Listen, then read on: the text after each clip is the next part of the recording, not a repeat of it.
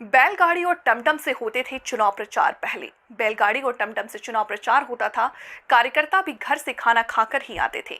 वे पैसे नहीं मांगते थे। समाजवादी नेता व राज्य के पूर्व मंत्री, विधानसभा के पूर्व उपाध्यक्ष गजेंद्र प्रसाद हिमांशु बताते हैं कि पहले बूथ पर बैठने वाले कार्यकर्ता खर्चा नहीं मांगते थे। महज 2,500 रुपए में ही पहला चुनाव लड़ गया था। समाजवादियों को ये लाभ मिलता था कि उनके कार्यकर्ता चुनाव से पैसे नहीं मांगते। यहां तक कि बूथ पर बैठने के लिए भी उम्मीदवारों को रुपए नहीं देने पड़ते थे। कार्यकर्ता पार्टी कार्यालय में खाना नहीं खाते थे, घर से ही खाना खाकर आते और जिन इलाकों में वे घूम रहे होते वहां गांव वाले भी उनके खाने पीने का इंतजाम करते।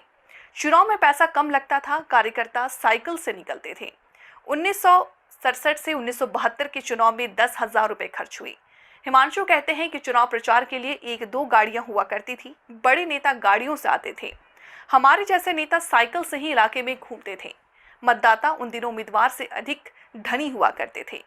वोट के आश्वासन के साथ ही चंदा भी मिलता था। एक बार समस्तीपुर लोकसभा का चुनाव लड़ा, उसमें भी सबसे कम मेरे ही पैसे खर्च हुए।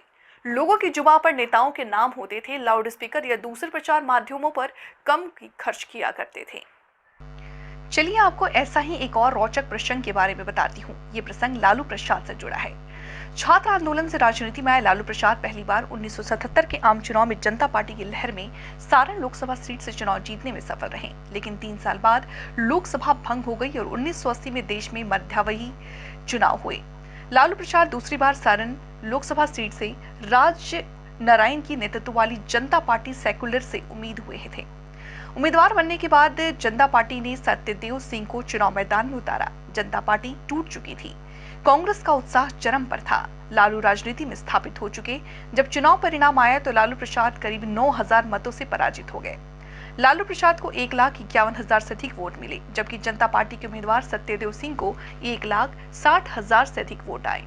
ये संसदीय राजनीति में लालू प्रसाद की पहली हार थी। इसके बाद लालू प्रसाद सारण लोकसभा सीट से 1989 में लोकसभा चुनाव जीत की सांसद बने। बाद में उन्होंने सारण लोकसभा क्षेत्र का प्रतिनिधित्व किया। सारण की जनता आज भी 1980 से उस चुनाव को याद करती है। लालू अपने अंदाज में लोगों से वोट मांगते पहुंचते हैं। छात्र आंदोलन लोकनायक से करीबी उन्हें काफी लोकप्रियता बनाए थे।